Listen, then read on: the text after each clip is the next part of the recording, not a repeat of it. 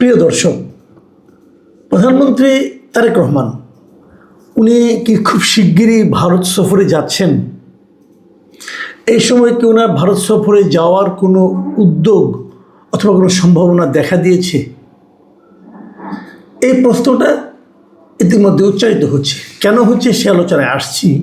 তার আগে বরং বলিনি যে গতকালকে দেখলাম যে এনসিপির প্রধান মিস্টার নাহিদ ইসলাম একটা কথা বলেছেন। উনি ইনকলাব মঞ্চের একটা অনুষ্ঠানে ছিলেন।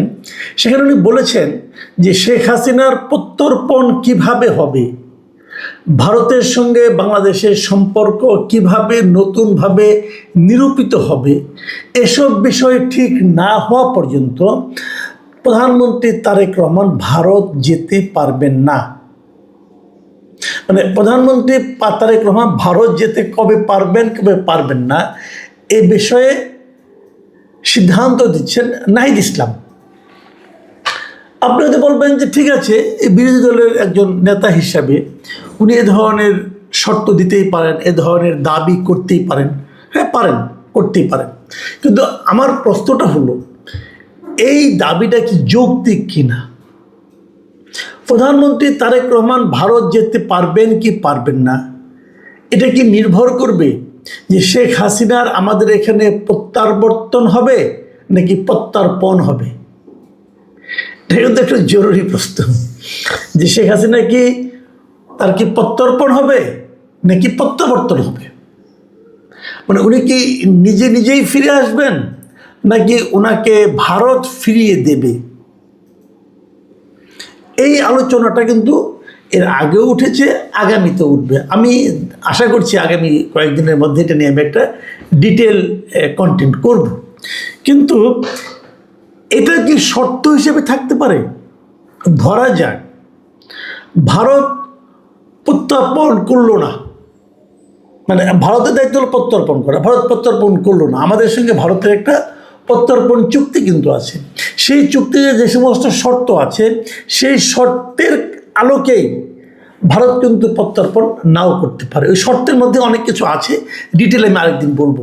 ওই শর্তগুলি যারা জানেন তারা জানবেন যে এখানে ভারত ওই শর্তের মধ্যে যে শর্ত আছে তার কারণেই বলতে পারে যে অমুক কারণেই আমি ওনাকে প্রত্যর্পণ করব না, সেটা মানতে হবে আমাদের। যদি না করে ধরা যাক, তাহলে কি আমাদের সঙ্গে ভারতের সম্পর্কের উন্নতি হবে না? কেন হবে না? একজন ব্যক্তির ফেরা না ফেরা কি আসে যায়? কারণ আপনি ওই ব্যক্তিকে একটা বিচারের আওতায় এনেছেন, একটা রায় হয়েছে, আরও অনেকগুলি মামলা ওনার বিরুদ্ধে চলছে। রায় হওয়াটাই কিন্তু আমাদের দিক থেকে করণীয় কাজ। তারপর তাকে আমরা হাতে পেলাম কি পেলাম না সেটা অন্য প্রসঙ্গ। তো আপনি আপনার সিদ্ধান্ত, কিন্তু ওনাকে না দিলে আমি ভারতের সঙ্গে কোনো ব্যবসা করব না, বাণিজ্য করব না, ভারতের দিগকে আমাদের এখানে ভিসা দেব না, আমরা কোনো ভিসা নেব না, ভারতে যাব না, এই যে ঘটনাগুলো সম্পূর্ণ সম্পর্ক ছিন্ন করে ফেলব, এই বিষয়টা কি এরকম হওয়া উচিত? এই প্রশ্নটা নিয়ে আপনি আলোচনা করেন। কিন্তু তার আগে আমি বলি, দেখুন আমরা কিন্তু ভারতের কাছ থেকে প্রতিদিন আদানির কাছ থেকে বিদ্যুৎ আনি, 1600 মেগাওয়াট বিদ্যুৎ প্রতিদিন আমরা ওনাদের কাছ থেকে আনি। এখন এই 1600 মেগাওয়াট বিদ্যুৎ যদি ভারত বলে ঠিক আছে, তাহলে তুমি যখন কোনো কিছুই করবে না, আমিও দিব না, আমাদের অবস্থাটা কী দাঁড়াবে একবার ভেবেছেন? ভারত থেকে আমরা প্রচুর পরিমাণ জিনিস আমদানি করি। অন্তর্বর্তীকালীন সরকারের সময় ভারতের সঙ্গে আমাদের বাণিজ্য ভয়ঙ্করভাবে ক্ষতিগ্রস্ত হয়েছিল। ভারত আমাদের অনেক কিছু নেওয়া বন্ধ করে দিয়েছিল, দেওয়াও বন্ধ করে দিয়েছিল। তারপর একটা গণতান্ত্রিক সরকার এসেছে, তারেক রহমান আসার পর ভারত তারেক রহমানকে এর মধ্যে একাধিকবার দাওয়াত করেছে। সবশেষ যে দাওয়াতটা হয়েছে এটা হলো ওখানে যে ব্রিক্স সম্মেলনটা অনুষ্ঠিত হবে আগামী সেপ্টেম্বরের দ্বিতীয় সপ্তাহে, সেই ব্রিক্স সম্মেলনে তারেক রহমানকে দাওয়াত করেছে। এই দাওয়াতটা অবশ্য প্রধানমন্ত্রী তারেক রহমানকে করেনি। আমরা যে তারেক রহমান যে বিমস্টেকের যে সভাপতি মানে চেয়ারম্যান, সেই হিসেবে বিমস্টেকের চেয়ারম্যানকে দাওয়াত করা হয়েছে, যে সেখানে যে তারা পাশে ওই ব্রিক্স সম্মেলনের বাইরে যে উনি মানে নরেন্দ্র মোদী তারেক রহমানের সঙ্গে কথা বলবেন, এরকম সেই বিষয়টা আমাদের দেশ ভালোভাবে নেয়নি।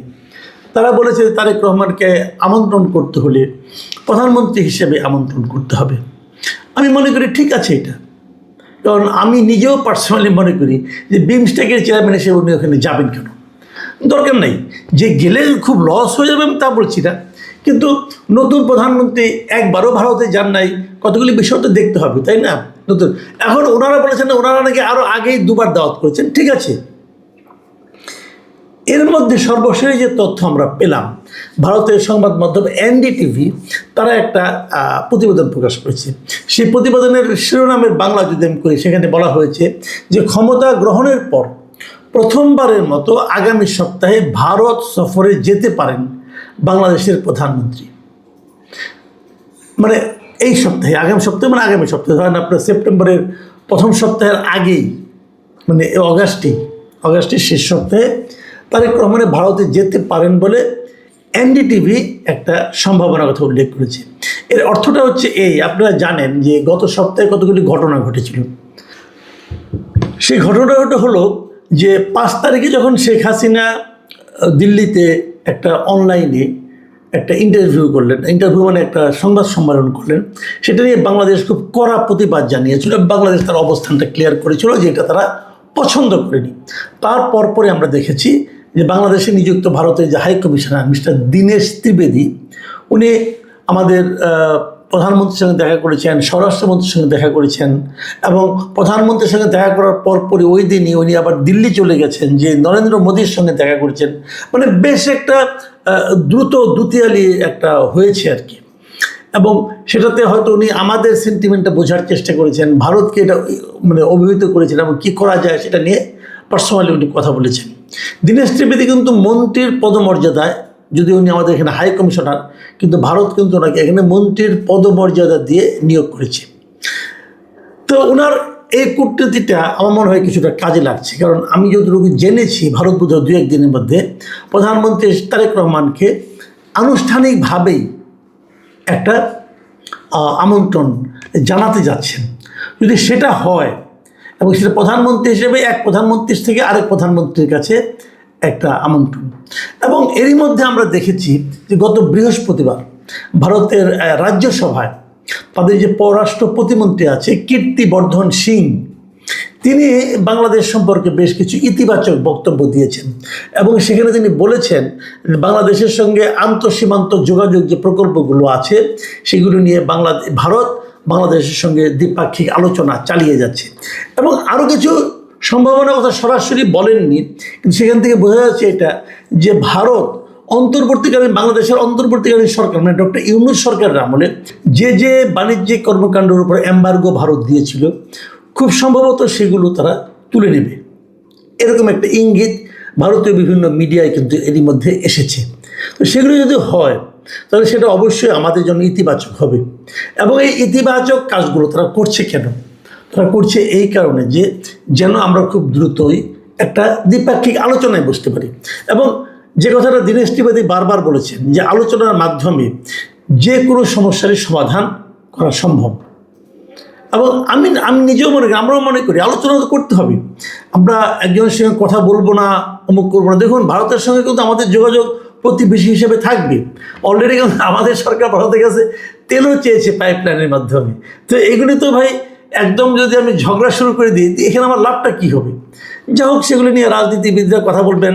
আমাদের যে দলগুলোর রাজনীতি হচ্ছে ভারত বিরোধিতা, তারা হয়তো মানে যে কোনো কিছুর বিনিময়ে বিরোধিতাকে টিকিয়ে রাখতে চাইবেন, কিন্তু দেশ তো ওনারা চালাবেন না, দেশ চালাবে যারা সরকার গঠন করেছে তারা। তাদেরকে অনেক কিছু চিন্তা করতে হবে এবং সেই চিন্তা তারা করবে। আমি পার্সোনালি যেটা মনে করি সেটা হলো যে ভারত আমাদের প্রতিবেশী, আমরা প্রতিবেশীকে কখনোই পরিবর্তন করতে পারবো না। সেক্ষেত্রে ভারতের সঙ্গে আমাদের সুসম্পর্ক থাকলে ভারতেরও লাভ, আমাদেরও লাভ। সুসম্পর্ক থাকা মানে এই নয় নতজানু হওয়া। আপনি চোখের সঙ্গে চোখ লাগিয়ে কথা বলতে চান, এটা অতি উত্তম। আপনি আপনার যতটুকু আছে তা নিয়ে ভারতের সঙ্গে বার্গেন করবেন, ভারতও বার্গেন করবে। আমরা চেষ্টা করব আমাদের অধিকার রক্ষা করতে, তারা চেষ্টা করবে তাদের অধিকার রক্ষা করতে। এবং এই দুই দেশে আত্মসম্মান নিয়ে পরস্পরের সঙ্গে সম্পর্কিত হবে, এটাই স্বাভাবিক। আমরা নতজানু হতে চাই না, কিন্তু আমরা সার্বক্ষণিক বিরোধেও থাকতে চাই না। এই জিনিসটা মাথায় রেখে আমি জানি না আলটিমেটলি তারেক রহমান ইন্ডিয়াতে এই যেই খবরটা এনডিটিভি দিয়েছে এটা হবে কি না। কিন্তু আমি মনে করি যে তারেক রহমানের ইন্ডিয়াতে যাওয়া অবশ্যই জরুরি, কিন্তু সেটা প্রধানমন্ত্রী হিসেবে যাওয়া জরুরি, ওই বিমস্টেকের চেয়ারম্যান হিসাবে না। এবং যদি তারা আমন্ত্রণটা করে, এবং যদ্দূর শুনেছি বিভিন্ন রকম ভারতীয় মিডিয়া থেকে, যে তারা চাচ্ছে মানে ব্রিক্স সম্মেলনের আগেই তারেক রহমানের সঙ্গে একটা দ্বিপাক্ষিক আলোচনায় বসতে। যদি সেটা হয়, আমার ধারণা সেটা উভয় দেশের জন্যই ইতিবাচক হবে। প্রিয় দর্শক, আমরা অপেক্ষা করি, দেখা যাক কী হয়। সবাই ভালো থাকবেন। আল্লাহ হাফিজ।